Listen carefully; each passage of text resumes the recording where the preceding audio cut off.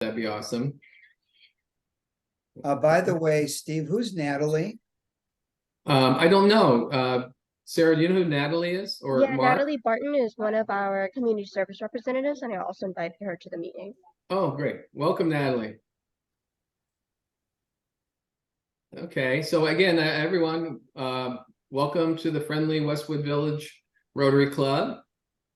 Here's our banner, and then the theme for 23-24. And I'm wearing the polo shirt with it stamped on it too. It's create hope in the world. And again, the four-way test. Ben, why don't you read the four-way test for us? Okay. The four-way test of the things we said, we think, say, or do. Is it the truth? Is it fair to all concerned? Will it build goodwill and better friendships? Will it be beneficial to all concerned? Thank you, Ben. And our pledge today, Jim Crane, would you lead us in the pledge, Jim? Okay, let's put our hands over our heart. I pledge allegiance to the flag of the United States of America and to the republic for which it stands, one nation under God, indivisible, with liberty and justice for all.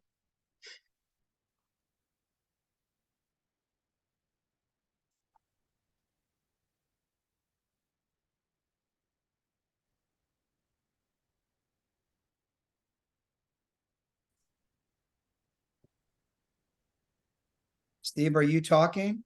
I did. Hi, everyone. I said. No. I said. You I did. said thank you. Muted Yes, I We know. didn't I hear didn't you. realize I was muted. So again, thought of the day from past President Chris Bradford. Thank you. Sorry Thank you, that. President Steve. The late Anthony Bourdain was best known as an American celebrity chef, author, and travel documentarian. He starred in television programs focusing on the exploration of international culture, cuisine, and the human condition, and was a best-selling author of groundbreaking books about the restaurant industry. It's not a big deal. You can do one. Okay, Chris Bradford, I think you're okay. Sorry. He was also a best-selling groundbreaking author of groundbreaking books on the restaurant industry, such as Kitchen Confidential. But there's no doubt that Bourdain was a troubled man. In many respects, however, he was an astute observer of life and people, and that is captured by these words that he wrote. Eat at a local restaurant tonight. Get the cream sauce. Have a cold pint at 4 o'clock in a most empty bar. Go somewhere you've never been. Listen to someone you think you may have nothing in common with. Order the steak rare. Eat an oyster. Have a Negroni. Have two.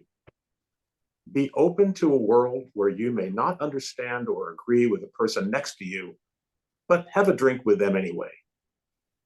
Eat slowly. Tip your server. Check in on your friends, check in on yourself, and enjoy the ride. Thank you, Chris. That was wonderful. Thank you. And thanks to Tom Barron, who will be riding our windmill this week. Thank you, Tom. Visiting Rotarians. I do not believe we have any visiting Rotarians today, but we do have some guests. Sarah, why don't you introduce your board members or your club members of the UCLA Rotaractors to everybody, and reintroduce yourself, of course. Can everyone hear me? Yes. Awesome. So I did invite everyone, so it's just based on who could attend and then based on other people's schedules. But my name is Sarah Huang, and I'm also the president of Rotaract Club at UCLA for this year. And then I also have Ricky, who's my vice president of this year. And earlier, y'all also met Natalie, who is our community service representative, and I think she is here. If not, she was here.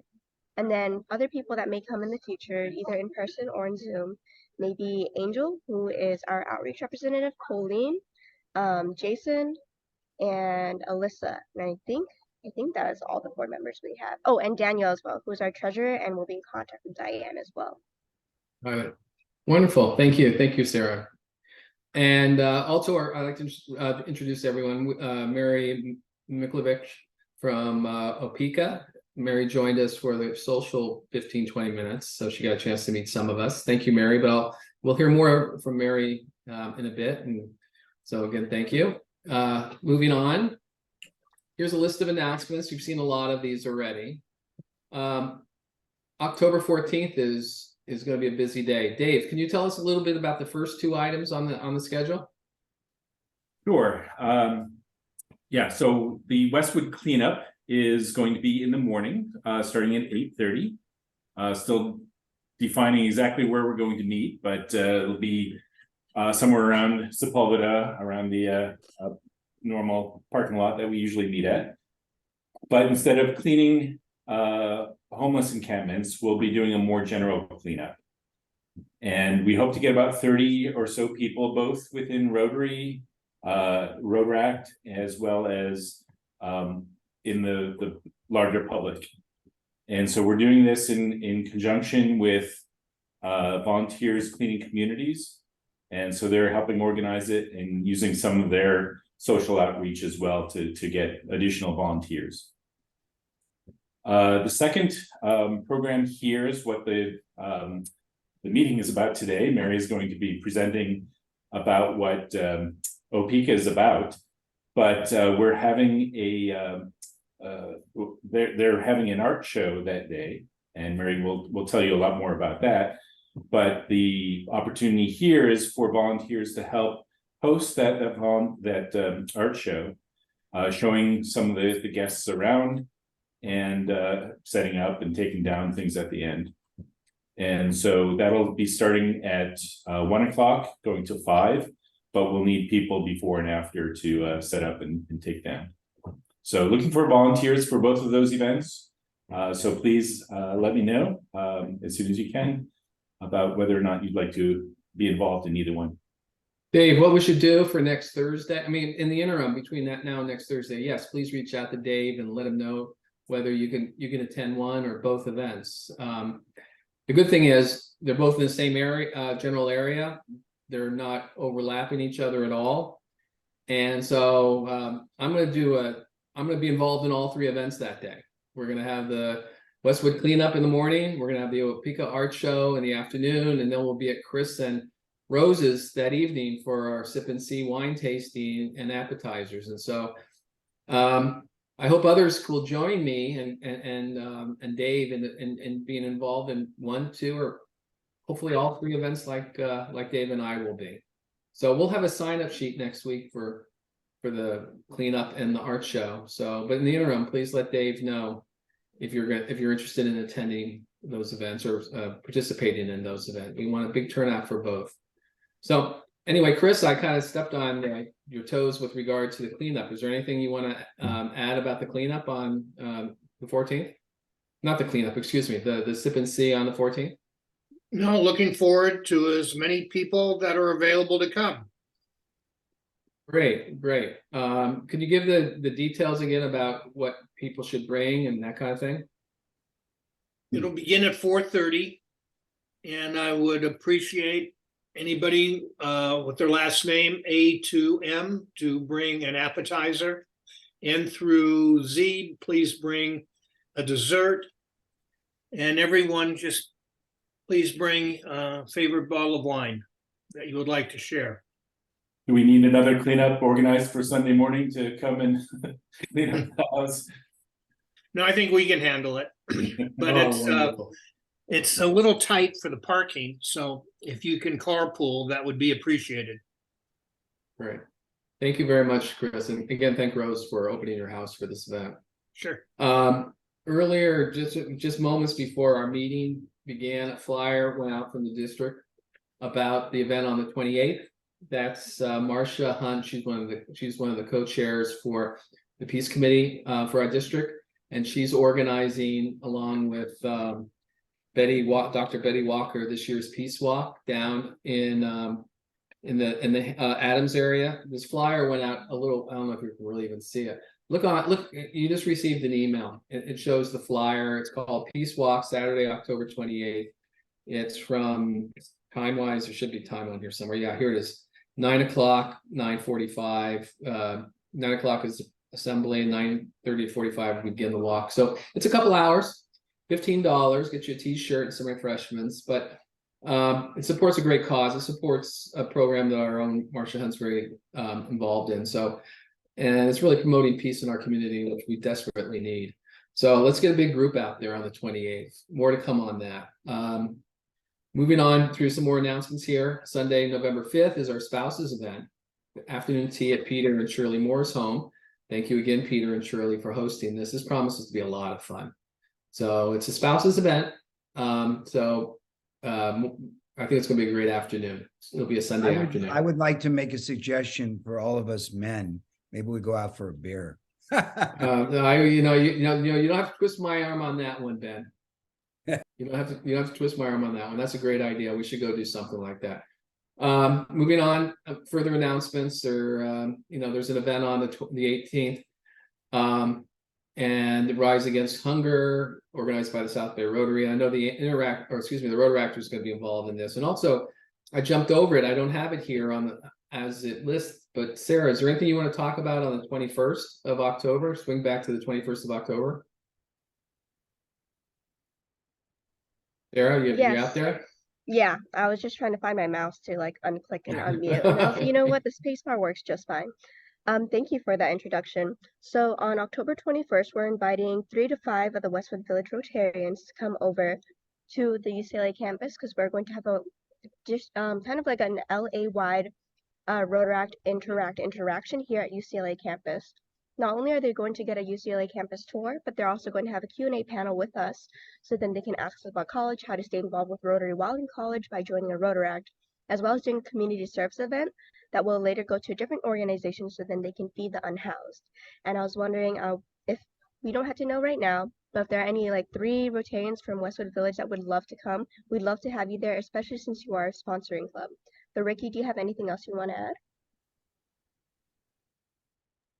I just want to say it's going to be a great event. We're putting a lot of work into this. There's going to be a total of now it's 50 students all around Southern California, most of which are coming from Interact clubs, and about 15 Rotarians. We reserved 5 for our sponsoring Rotary clubs. So that's you and Beverly Hills. We're going to ask Beverly Hills for 2, and not playing favorites, but we do appreciate all your help. So you guys get 3.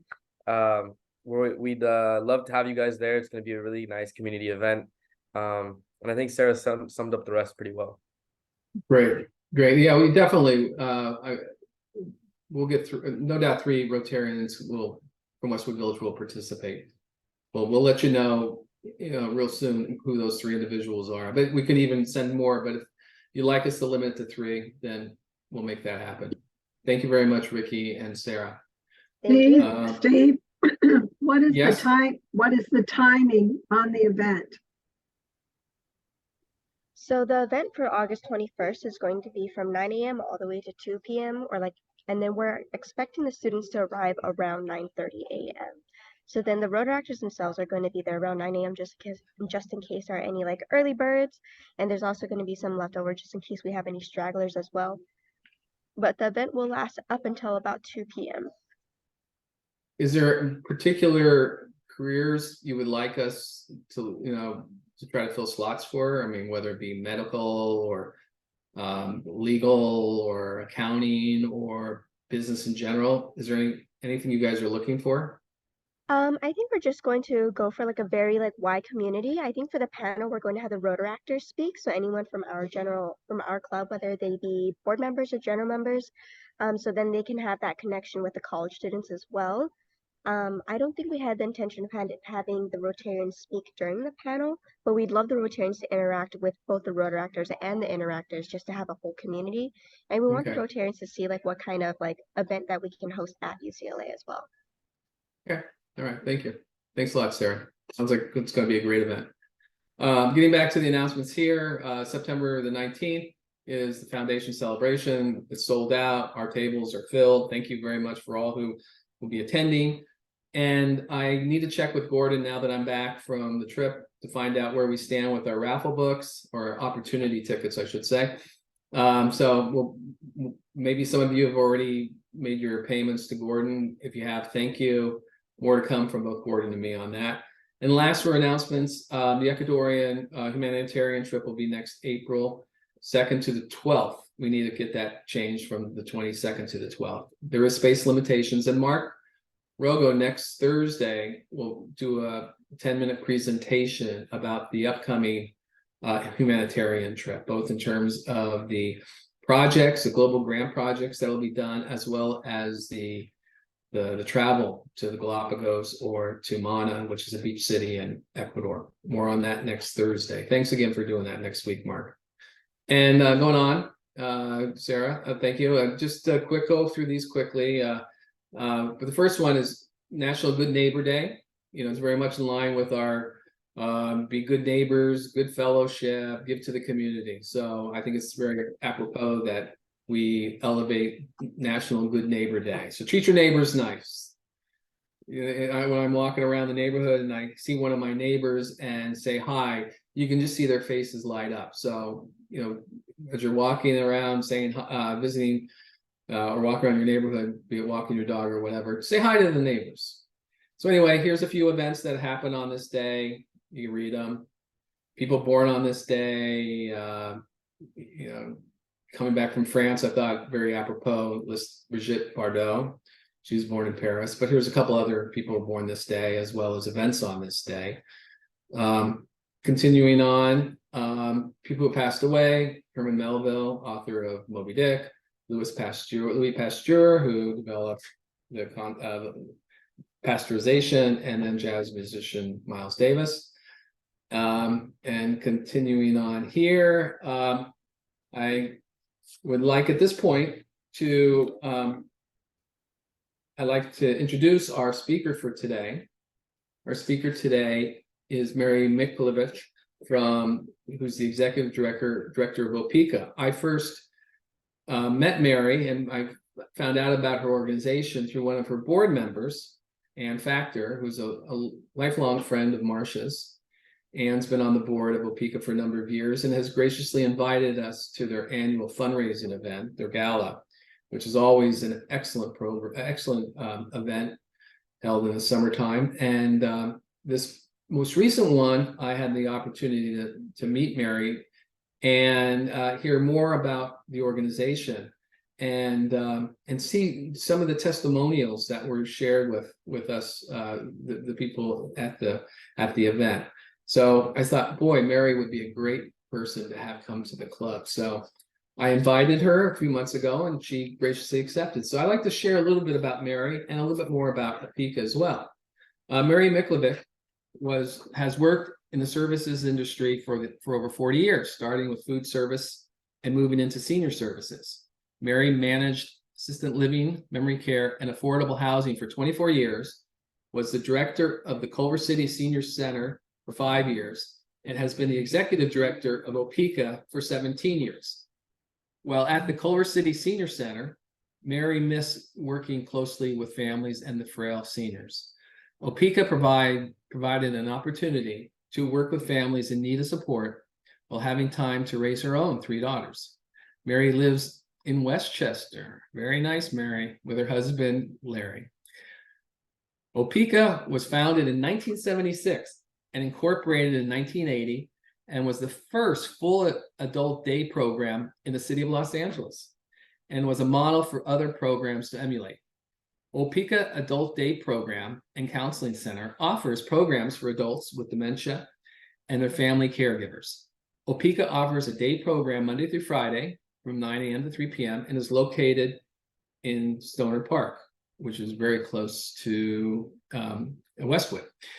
In addition to the comprehensive daycare program, OPICA offers the OPICA Brain Train for individuals with early memory loss, and Oz, OPICA on Zoom, a virtual program offered Monday through Friday.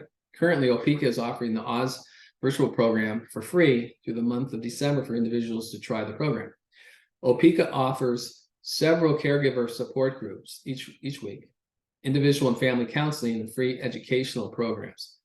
OPICA is one of 7 daycare programs in the state that was selected to create the best practices template for adult daycare programs for the state of California. OPICA offers structure, socialization, and engagement to individuals with dementia, an important wellness service. Daily music, you'll hear a little bit about that and our connection to that in a moment from Mary. Exercise and art programs are essential component to the OPICA's programs. As a family member once told OPICA staff, OPICA is a lifeline, not a luxury. Rotarians, it's my honor to introduce our speaker for today, Mary Michlovich, Executive Director for OPICA. Mary?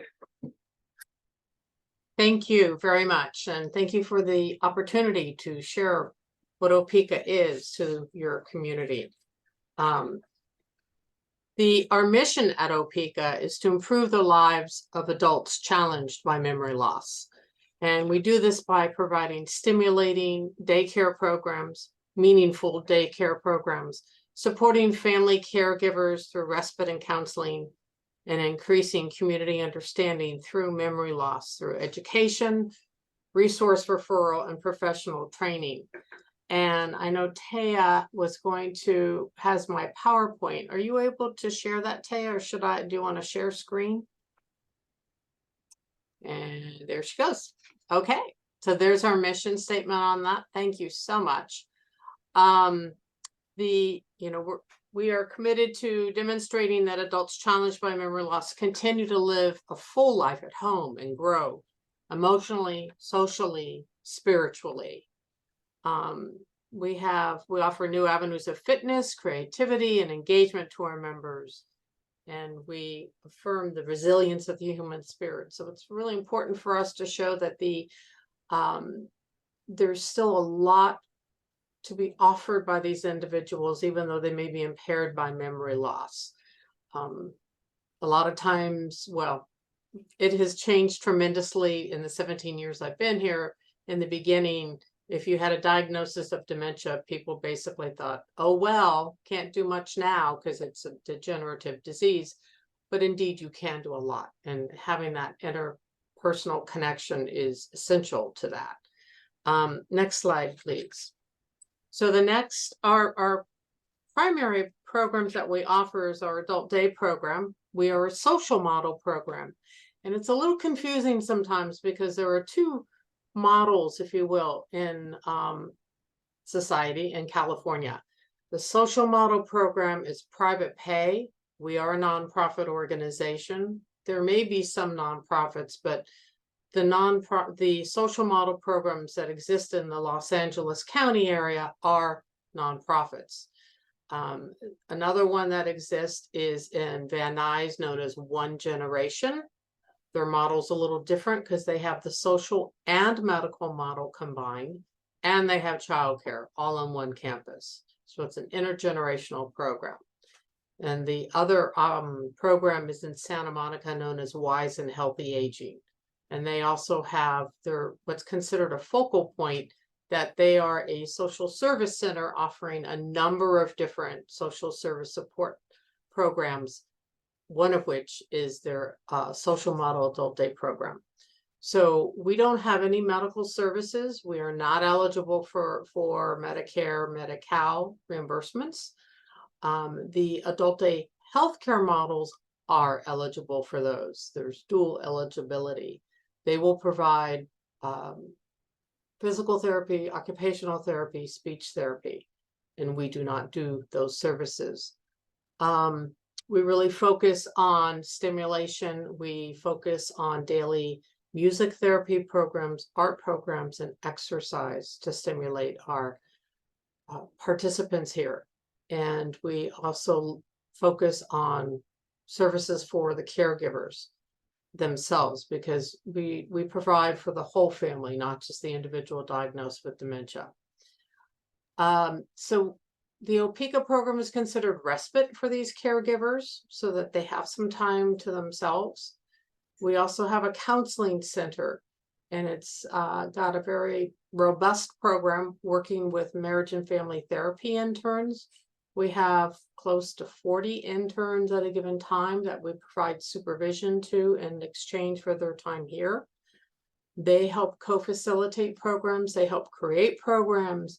They facilitate our virtual programs. They also provide counseling for the individual members and family members. So there's a lot of benefit to having those individuals here on site with us.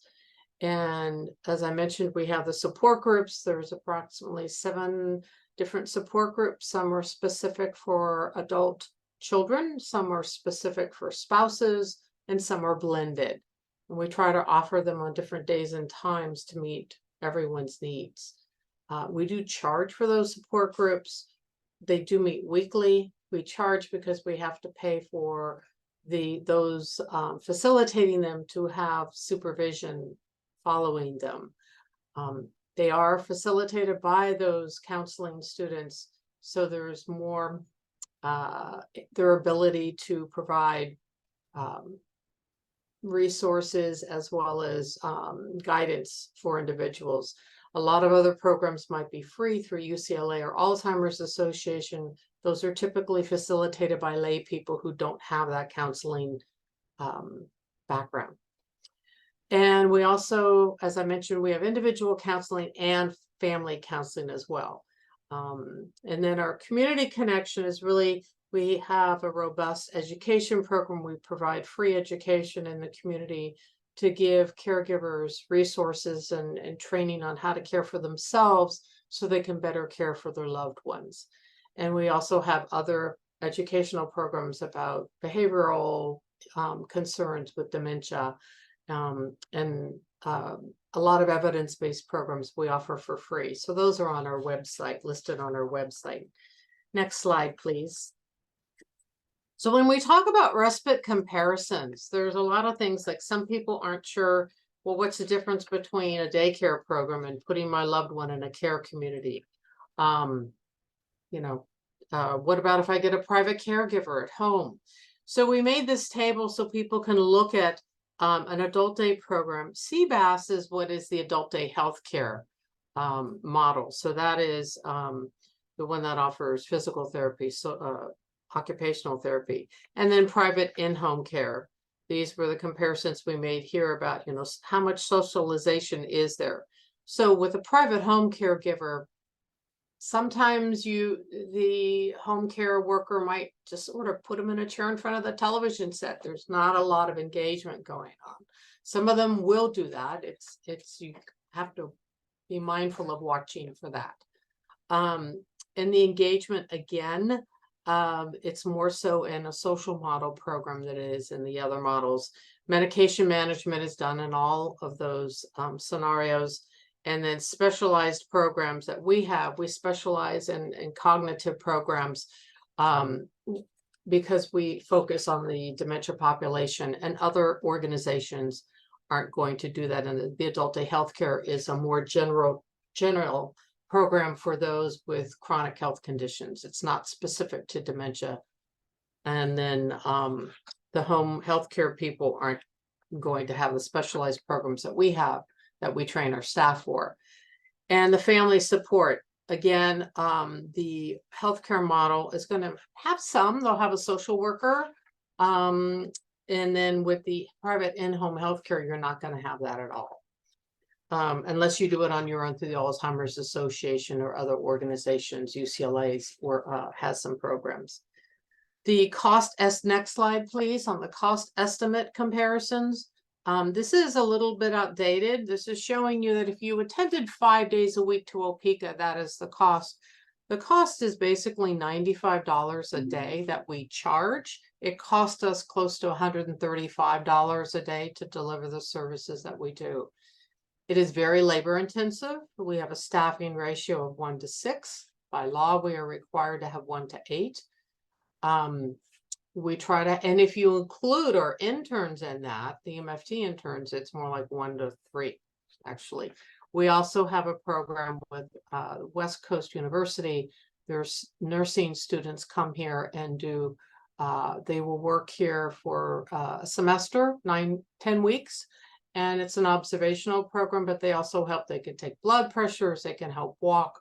So they help with facilitating the programs as well. And they add on to the supervisory staff for the program. So we have a really wonderful staffing ratio here, which contributes to the high level of engagement. As we mentioned, we're 5 days a week from 9 to 3. When we finish our construction, remodeling our patio, we will expand those hours. Only God knows when that's going to happen because it's a city-owned property and it's extremely complex. So then we have the OPICA online services. So that's a virtual program done from Monday through Friday from 10 a.m. to 2 p.m. At the present time, we're doing a promotion that it is free through the end of December. As we came back to in-person programs, more people have shifted back to in-person. So we're looking to rebuild the online program. And we also have a federal grant that we are looking to expand that online service into communities that are underserved or unserved, literally.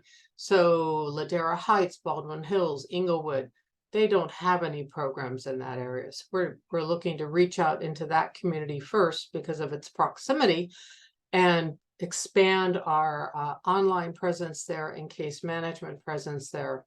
And ultimately, we want to also expand into the South Bay and South Central Los Angeles to be able to provide for those families in need who don't have any services at this time. And then it shows the cost for private caregivers, assisted living, and skilled nursing, just to give people an idea of if they're considering options, what the cost comparisons are. Next slide, please.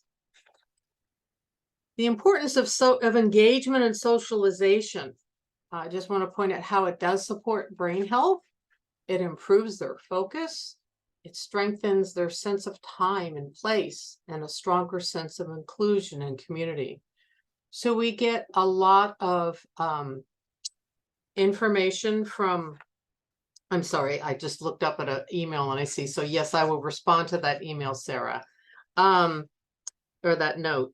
The engagement and socialization, as I was saying, is just so important to them in this process. We have families comment to us that when they get home, they're pleasant, they're in a good mood.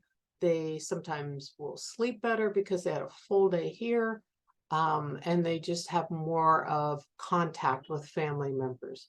Now, they don't always remember what they did here, but they know they had fun, and they usually will remember the music and the art.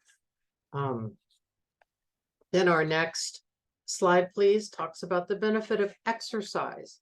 And exercise is really important in combating and improving depression, restlessness and wandering, balance and coordination, cardiovascular, sleep problems.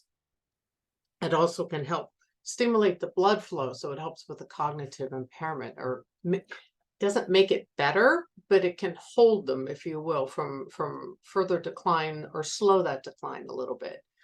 Being in Stoner Park, we're blessed and we're able every day, weather permitting, we take them on a walk out in the park and bring them back. So our structure is done in such a way that in the morning we have exercise and cognitive programs. We have lunch together, which is a big social component.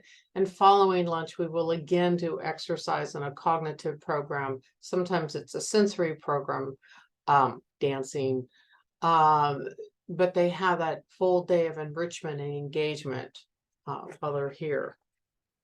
Then the next slide, please. The benefits of our art program.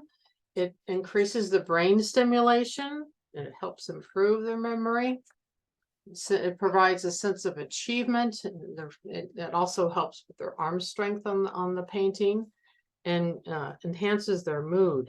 And we'll get to the art show in a little bit too about why the art show is so important to our members. But we find that with the art, sometimes as they lose their ability to verbalize their words, finding ability, that it comes out more through the art. So some of them have literally painted what they want to say on a canvas. We had a woman who was here one time.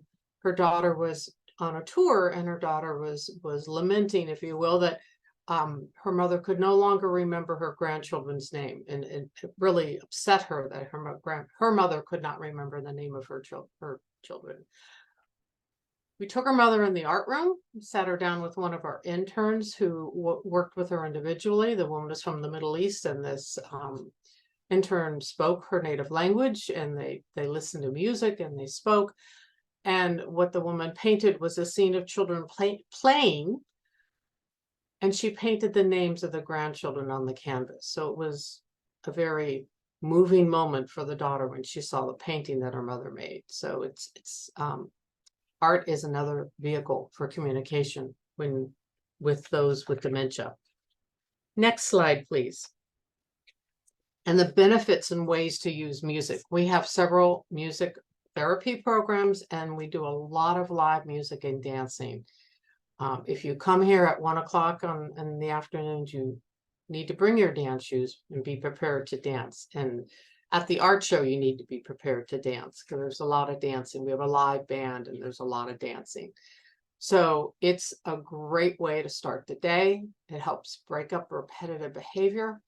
It helps, again, with communication. There, again, you will see individuals who don't verbalize much, but they'll move with the music. And there have been individuals who no longer verbalize, but if you put a particular song on, they will sing that song.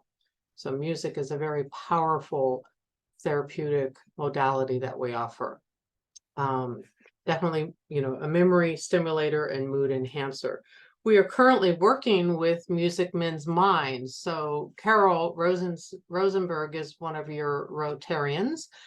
She reached out to me yesterday and apologized that she had a conflict today, is unable to attend today's meeting. But we now work with her organization and providing drum circles here at OPICA, and they come in twice a month for that.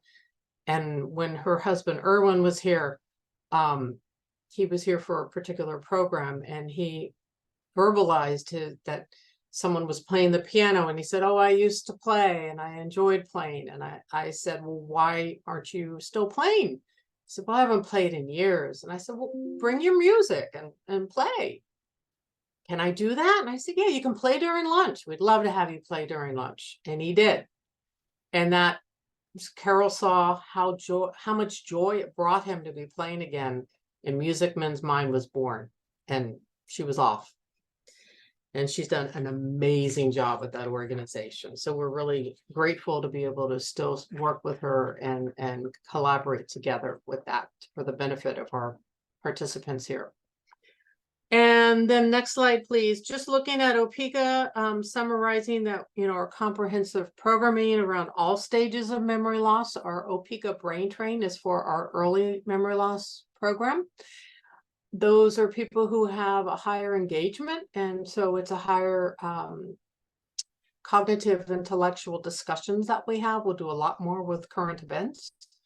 And those programs are facilitated by those marriage and family therapy students. They come up with the programs they're going to do.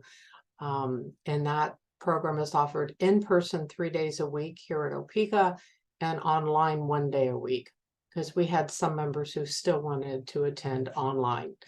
And then we also have transition programs as people progress out of the early memory stage. We have one-on-one transition with a marriage and family therapy intern to help them move into the adult day program. Many of them currently who are in the in-person early memory stage, it's a 3-hour program. And what they'll do is when they conclude it at 2 o'clock, they move into the art room and continue with the artwork for another hour. So it's a longer day for them. Some of them will even come before it starts and do the yoga in the main room and then go into the early memory loss program. And then we also help with the transition from moderate to late stage. So we have breakout rooms that help for a higher engagement level in the main program. So our adult day program is in our large room here at OPICA, and that is really moderate to late stage. It's a blended group, but we offer opportunities for people to break out into different higher level engaging programs to meet everyone's needs. And the early memory loss programs is done in our counseling part of the building. And I mentioned we have the virtual program. We also do resource referrals for families as needed. Next slide, please. Our adult day program, again, just summarizing how we create a structured yet socially engaging and nurturing environment, allowing them to avoid isolation. We noticed that during COVID, isolation was extremely detrimental to our population. So we pivoted within 2 weeks to offering virtual programs, first to our early memory loss program. And then after that, we went to the moderate stage. It was difficult to really offer too much to those in late stage dementia. The virtual Oz program was there, but they really need to have someone with them to help prompt them through that. So not everyone was able to do that. We also offered art online during the pandemic, and we had virtual art shows during the pandemic. We would deliver art products to homes, or they would come by and pick them up so they could continue to do their artwork through the pandemic. So it was very rewarding to have that. And we were blessed that we were able to pivot so quickly and provide virtual programming. And that was the birth of the Oz program, which stands for OPICA on Zoom. And we continue that today, recognizing that not everyone can get here. LA is a large city. The traffic, as we all know, is quite a task to manage. So there's an option of attending virtually so that people do have that socialization and engagement. So it's that's just a summary page, again, mentioning how much we provide needed respite and peace of mind and supportive programs. Then I just wanted to bring up that we do have several collaborations. One of them is with UCLA. We work with the Alzheimer's disease program there, which is Dr. David Rubin's creation. And in that, we provide 2 referrals from UCLA's program for our respite program here at OPICA and/or counseling programs. In the past, we worked with some of the students there. There was a program before that was one-on-one engagement of students with early stage members here at OPICA. And that program ended due to COVID.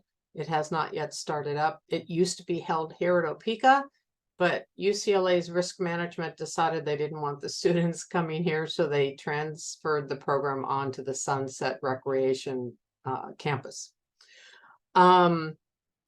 So Dr. Zaldi Tan created that program for the students, and he has since relocated to Cedar. So, but UCLA is apparently looking to try and start some of those programs back up again. We also have a collaboration with St. John's Pacific, the Neuro Science Pacific Brain Institute. And in that program, we are offering one of our higher functioning programs called the Brain, I just blanked on it. But we're offering a program to them. And it helps with early stage memory loss and supporting the Spirit Builders is the name of the program. And it's about enhancing their self-esteem. So they share, it's a storytelling program, if you will. And we're doing measures with it to show that beginning, mid, and end, it's a 20-week program, and we're taking measures on quality of life and establishing that there are improvements in the quality of life by having this supportive program offered there. So we do that virtually with St. John's as well. Our program does also service the veterans of the area if they're approved for the program. So the VA will pay for vets, if approved, to come through the program. We also work with the regional center and providing services to those with intellectual and developmental disabilities. And we are looking to expand that program through our federal grant with the Administration for Community Living. And we also, as mentioned earlier, have the program with the state of California, the Department of Aging, and it's called Cal Compass. And in Cal Compass, we were one of 7 organizations, adult day programs, selected in the state to come together. We're working together to create the best practices for adult day programs. And this is both the social and the medical models. Two communities from our programs from Southern California, OPICA, the other one's in Orange County, known as the Alzheimer's Family Services Center. And then the other 5 organizations are all in Northern California. So we're very honored to be a part of that program. And then the final slide is just my contact information. And so Sarah, that's on the slide. You were asking if you have my contact information. All of us at OPICA go by our first name at opica.org for our email. And then you can find that information as well on our website, which is www.opica.org. So that is on that slide as well. And our phone number is there. That's what I had for the presentation. I just wanted to talk for a moment on the art show. At the art show, it will run from 1 to 5. We will be setting up starting at 10:30. So when we set up, we have some shade pop-up tents. We set up a number of them. We have an area that we put chairs out for people. We put a couple of tents up for the live band. And then the other tents are to shade the participants who are going to be seated and listening to the band. And that's outside of our building, needless to say. In the park itself, we have a nice flat area that we are able to, the park lets us close the gate so no vehicles are coming in to this special parking area we have. And that's where we put the band and the seating. We will also have our art room will become our food room for the day. So it helps to just have eyes on that to say, we need more X, whatever the X is. We have a main food table with sandwiches and cheeses and finger foods, if you will. And then we have another table that has desserts, and then we have a beverage area. And then in the main room of OPICA, our program room, we will have these art panels that the art will be displayed on. We also have a smart board in the room, a large smart board. And there'll be a rotating video program on that will have photos of all of our artists and some of the artwork. I don't know if we have the opportunity, Taya, if you can show the video quickly of the art show promo, that 45-second art show promo. That gives you an idea of what it's like. Starry, starry night, flaming flowers that brightly blaze, swirling clouds in violet haze, reflect in Vincent's eyes of china blue, colors changing hue. Morning fields of amber grain, weathered faces lined in pain are soothed beneath the artist's loving hand. Now I understand what you tried to say to me. So that gives you an idea. You can see we have the band outside, we have the art inside, we have the food inside. So it gives you a brief overview. There was another video I was going to show, but it's another 3 minutes, so we'll skip that. But on our website, there's a video called Why OPICA, and it gives you a summary of what I talked about too. So yes, we're going to start setting up at 10:30. The show itself is from 1 until 5, as I mentioned, and just having some additional people here to help us with if some outside with the band. We encourage you to dance with some of our members who will be here. A lot of our members come, and some of them will have family with them. Some of them won't have family with them. So just sitting and engaging with them is always lovely. Some of our interns will be here to help with that as well. And watching the food room, and then also recommending to those looking at the artwork to take a look at the video of the members as well. Just making sure people understand that video's there, because it's nice for them to see the faces of the individuals who've made the artwork. The artwork is for sale. The purpose of the art show is to raise money to help defray the cost of the art program that we have here. Let's see if there's anything. I think that's pretty much it. Thank I you don't- very much, Mary. Questions? A few questions, and I'll lead with a couple of comments and questions. Tell me and tell the group about Rose and Manny. So Rose is, well, I should say Manny is one of our members here. He actually comes here from Sun Valley. God love him. We did refer them to One Generation in the Valley. We said, you know, that's an awful long way for someone to come, and he comes every day. But they went there, they went to the other program, and they just liked it here better. And they made the decision to still continue to come to OPICA. So we do work with families to try and make sure they have what's better for them or transportation wise. And Rose is a social worker. And Rose, we asked to be our speaker at our luncheon about what has OPICA meant for her. And it's allowed her to continue to work and know that Manny is taken care of when he's here, and that he's, you know, there's supervision for him, he's in good hands. And Manny loves to paint.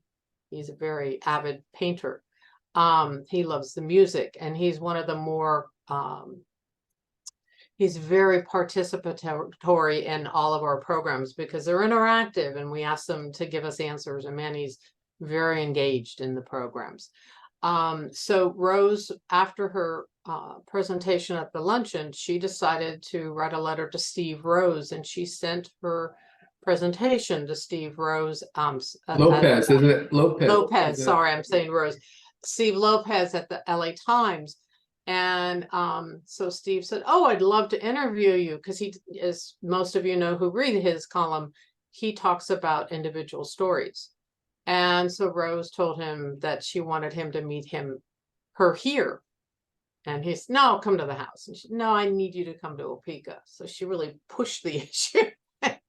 He did. He came here, and he was only going to come here for an hour or two, and he wound up spending the entire day with us. It was interesting. So he wrote a lovely article about Manny and Rose in the LA Times. And he just last Sunday, I think it was, wrote another article about a family who goes to One Generation. So there was another lovely article about that. But he has a friend who is aging, and he's been watching what happens in that transition. This gentleman is several years older than Steve is. And that's why he has been writing these articles, just trying to, you know, raise the flag about how much these services are needed for aging adults, especially those who have chronic health conditions and or memory loss. So it was a lovely article, and I'm not sure what else you wanted me to speak to on that, but we do have it on our website. We also showed at the luncheon a video that was put together by a CBS competition we were asked to participate in, where they took up and coming talent, a very diverse group, put them together in teams, and they presented to each of the 5 nonprofits concepts for a story. They were to create a 5-minute story related to the nonprofit. And it's not about the nonprofit, it's a story about what the nonprofit means to someone. And OPICA's video won the competition. So there was a financial reward for that too, which was lovely. But it's a very moving video, and that's on our website as well. It's called In Tune. And it has also opened a lot of opportunity doors for those creators who made the video in the industry, because it's very emotional. I would strongly recommend everyone to go onto OPICA's website, read the article that Steve Lopez wrote about Manny and Rose. Rose spoke at the luncheon in May, and it was very powerful. It was very powerful. And then they showed the winning film, In Tune, I think it was called, Mary? Yes. And no dry eyes in that house. It was a very powerful, beautiful video about the benefits that a mother who was afflicted with memory impairment, and what her daughter saw, and through the services of OPICA. And honestly, you got to watch it, guys. It's really, really good. And I can understand why why it won an award, Mary. It was awesome. I just loved it. I just thought it was wonderful.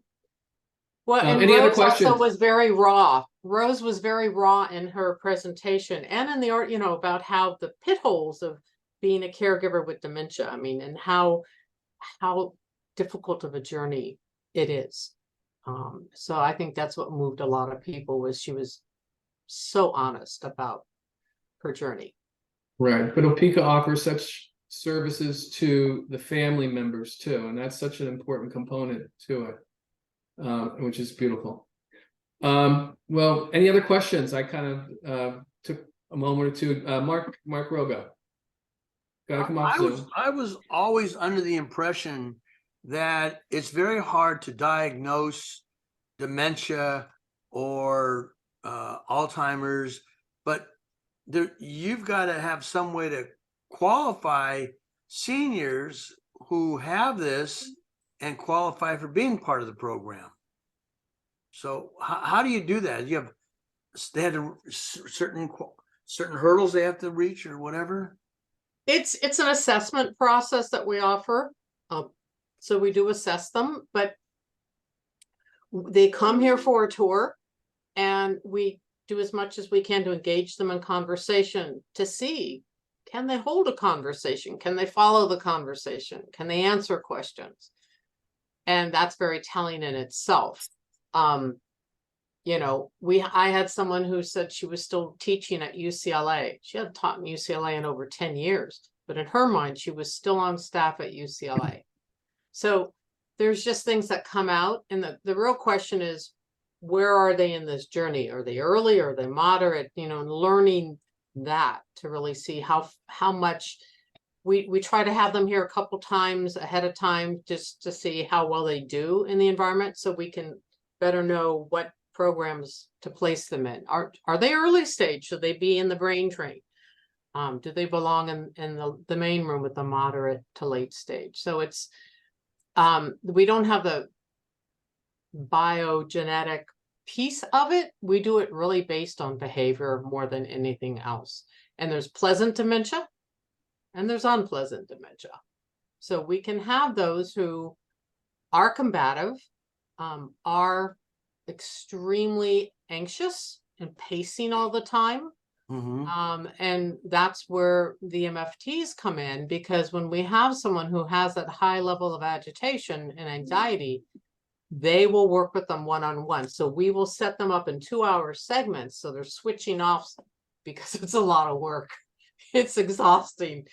And we switch them off. They'll take them for walks. They'll try to find out. We had a gentleman, he loves airplanes. So we got a book on paper airplanes, and the MFTs were making paper airplanes with them and flying them in the park. Whatever it takes to get that person to just sort of relax and get through the day. All right, thank you. Other questions? Okay. Well, Mary, we're looking forward to participating in any way we can at the art show on October 14th. We will be presenting you with a check for $500 towards the cost of the meals and other necessities on that day. So we're happy to help with that. And again, I really appreciate you being with us today.